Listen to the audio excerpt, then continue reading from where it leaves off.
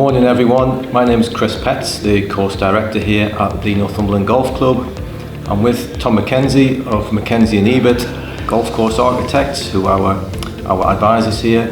And Tom is going to talk you through a lot of the exciting work that is ongoing at the course at the moment and answer some of the questions that have been posed by various members. The first set of questions we have relate to bunkers. Why is it that we are undertaking bunker renovations at the moment?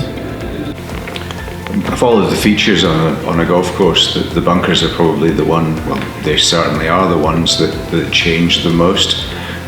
Golfers are in and out of them, they're being intensively maintained, the weather has the biggest impact on them as well, so they're constantly evolving and being up or being maintained and revamped, and every now and then you have to sort of take stock and say, where did we start off from, where have we got to now? And I think in the case of the Northumberland, the answer was that the bunkers had been sort of edged to such an extent that they'd really lost their original character, and this is a sort of a reboot of the bunkering system to try and reintroduce some of the character that's been lost, and also to upgrade the infrastructure in the bunkers so that they perform as well as possible for the modern game.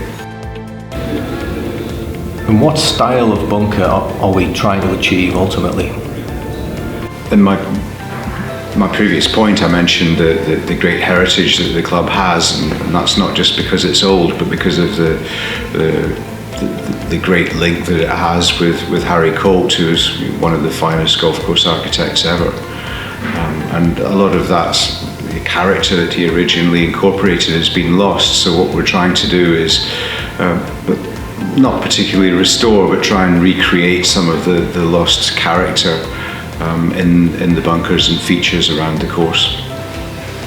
And Tom, we've been out for a walk around the course this morning. What do you think of the work so far that's occurred on the first and the 18th holes? The work that's been done to date has been done to a really high standard. The guys have very obviously got a good eye for detail, and I was really pleased to see the slightly more rustic shapes sort of re-emerging.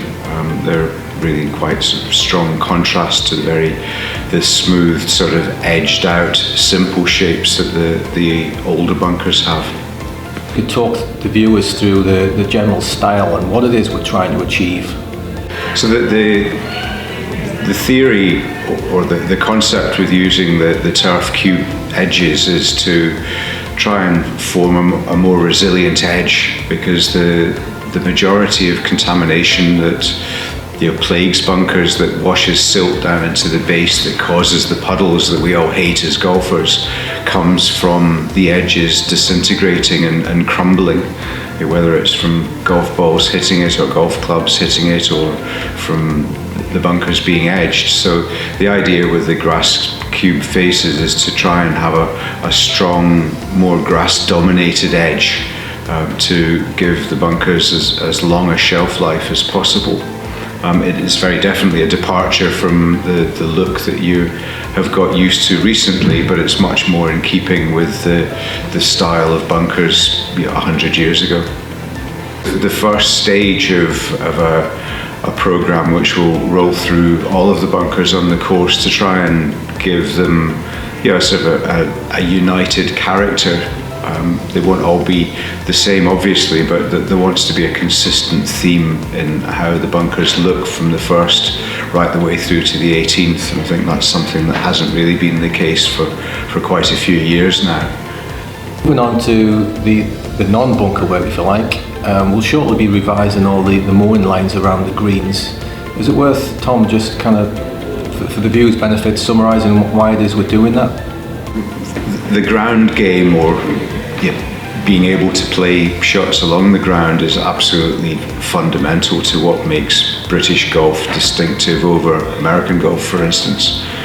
Bit of a sweeping statement, but the ground game is absolutely fundamental to British golf, and the more you can do to improve green surrounds, the more variety and interest you incorporate into how the course plays.